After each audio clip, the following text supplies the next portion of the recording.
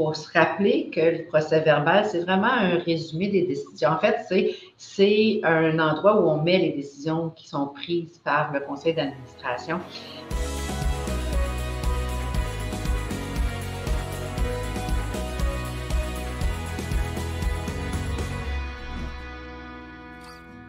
Bonjour à tous, je suis Stéphane Parent, je suis dirigeant d'Espace OBNL. Aujourd'hui, on a une capsule vidéo sur un sujet qui touche pas mal tout le monde. On va parler de procès-verbal. Cette capsule-là, c'est la première d'une série de 4 sur les documents administratifs qui entourent le déroulement des conseils d'administration. Avant de commencer, un petit rappel, juste vous dire qu'on apprécie toujours grandement quand vous donnez un pouce en l'air ou que vous faites un commentaire dans la vidéo. Ça nous aide au référencement du contenu qu'on fait gratuitement puis qu'on essaie de produire. Donc, plus vous allez le faire, plus vous allez être exposé aux autres contenus, plus le message va se rendre à tous ceux qui en ont besoin. Pour parler du sujet de procès-verbal, aujourd'hui, j'ai la chance de recevoir Lynn Major, qui est présidente et directrice générale de Service Pelletier-Gosselin. Bonjour, Lynn! Bonjour, Stéphane. Ça va bien? Oui, écoute, peux-tu rapidement te présenter et expliquer un petit peu pourquoi tu es la personne toute désignée pour nous parler des procès-verbaux? Là, je vais mettre en parenthèse PV parce qu'on va ramener plus le terme PV à fur et à mesure. Exactement. Ben écoute, moi je suis, comme tu l'as dit, présidente directrice générale de SPG. Donc, on est une firme de gestion d'OBNL. On offre du soutien administratif pour les organismes à but non lucratif. Donc, tout ce qui s'appelle accompagnement de conseil d'administration, on prend les minutes, évidemment les procès-verbaux, les PV, les ordres du jour, mais on fait aussi toute la gestion de membres, toutes les communications internes, externes. Donc, on offre ce soutien-là à des OBNL. On compte en moyenne une vingtaine d'OBNL qui sont chez nous clients. Avec des PV, tu en fais quelques-uns à chaque mois, là, depuis plusieurs années. Oui, j'en fais quelques-uns, effectivement. Puis, on a, en fait, SPG aura bientôt 40 ans. Donc, et moi, ça va faire presque 27 ans dans quelques mois là, que j'y suis. Parfait. Écoute, le PV, c'est un document essentiel à la bonne gouvernance puis à la bonne gestion de l'organisation. Ça représente la mémoire collective, puis c'est souvent un outil qu'on fait par réflexe, mais qui est mal compris. J'aimerais ça qu'on commence à discuter un petit peu de l'importance du PV dans le cadre des OBNL. En fait, ce qu'il faut comprendre d'un PV, c'est que c'est un document légal. C'est une obligation de réaliser un projet de procès-verbal, en fait, un procès-verbal dans une réunion de conseil d'administration. Donc, c'est la loi sur les compagnies qui nous l'oblige, la partie 3 de la loi sur les compagnies qui gère aussi les organismes à but non lucratif. Donc, cette obligation-là vient de la loi parce que c'est un document juridique qui pourrait servir en cas de litige. Donc, ça, c'est l'importance vraiment d'avoir un procès-verbal. Ah, puis je peux rajouter aussi, c'est aussi le document qui est important quand on a des nouveaux administrateurs qui puissent se ramener dans le passé. C'est la mémoire collective qu'on accumule dans ces documents-là d'une fois à l'autre. Effectivement, tout à fait. Un bon procès-verbal, ça devrait contenir quoi? Et qu'est-ce que ça ne devrait pas contenir aussi? En fait, les gens ont l'impression de devoir prendre le verbatim exact d'une réunion de conseil d'administration. Ce qu'il faut s'assurer d'avoir, c'est la liste des présences, en fait, de tous ceux qui sont présents, mais aussi ceux qui sont absents. Ça, c'est une notion hyper importante parce que les absences sont reconnues au niveau de la loi. C'est vraiment important, si on était absent, de vraiment le manifester dans le procès-verbal. Et également des résolutions, c'est là qu'on prend des décisions. Le procès-verbal est une mémoire, comme tu l'as dit, de toutes les décisions qui sont prises en conseil d'administration. Donc, tout ce qui est résolution au niveau des finances, au niveau de si on coopte un administrateur en cours d'année, les décisions qui sont prises qui demandent une résolution sont colligées dans un procès-verbal. Ce qui ne doit pas contenir, c'est du blabla inutile ou de la poutine interne, des trucs comme ça. C'est vraiment un cadre, en fait, c'est un document qui devient vraiment un outil de gestion au niveau des OBNL. Est-ce que c'est obligatoirement le ou la secrétaire qui doit s'occuper du PV?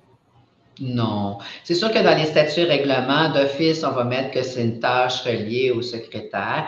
En fait, il y a plusieurs façons de le faire. Il y a des gens qui vont le donner en impartition, comme chez nous, nos clients nous le donnent en impartition.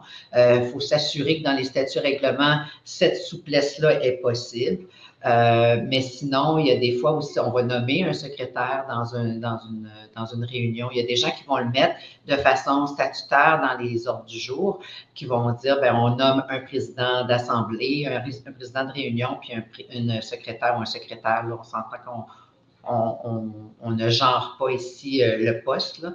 Donc, quelqu'un qui peut prendre des minutes, puis on peut très bien le déléguer à la direction générale. Oui, ou n'importe quel employé ou quelqu'un de l'extérieur. N'importe quel employé qui est autorisé à venir au CA. Si je comprends bien, ce qui est important, ce n'est pas qu'il rédige, c'est le fait que le conseil d'administration, globalement, l'adopte par la suite. Tout à fait. Ça, c'est important qu'il soit bien adopté et qu'il soit bien lu par tout le monde, parce que ça aussi, il faut s'assurer que les gens l'ont bien lu, parce qu'adopter un procès-verbal, ça veut dire qu'on est tous unanimes à son adoption au moment de l'adoption.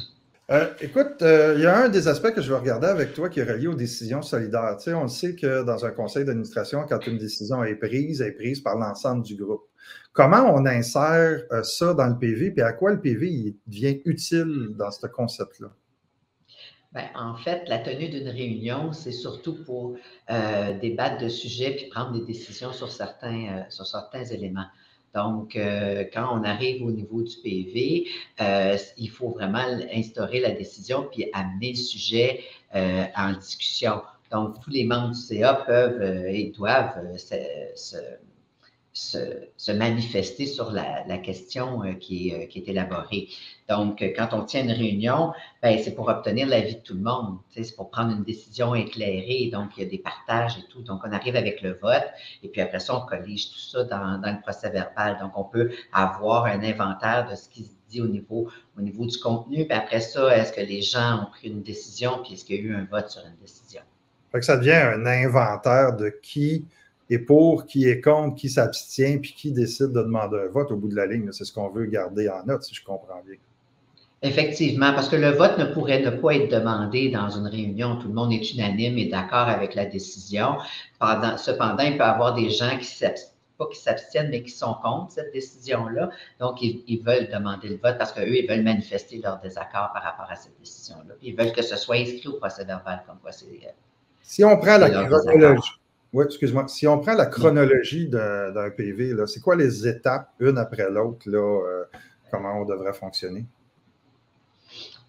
En fait, dans ton PV, il y a toujours l'ordre du jour qui arrive en adoption, le procès-verbal, et après, tu as le président, bien souvent, qui fait son rapport, la direction générale fait son rapport, trésorier, et c'est tout ce que tu as comme élément. Donc, quand tu as des points de décision chauds, tu peux les mettre un peu avant, à moins que ce soit le président. Il y a différentes façons de le faire parce qu'il n'y a pas quelque chose qui est voici le cadre et c'est ça, puis on s'en tient à ça. Chaque organisme va le faire à sa façon parce que selon son besoin ou selon sa façon de fonctionner ou sa gouvernance à elle, ben, il y a une gouvernance universelle qui s'applique à tous, mais il y en a qui vont aussi déterminer des façons de faire qui sont propres à leur ADN ou à leur façon d'être. Quand on va approuver le procès-verbal à la rencontre subséquente, qui l'approuve, qui le signe, c'est souvent c'est pas toujours clair pour bien des personnes, ça. Peut-être juste clarifier ça.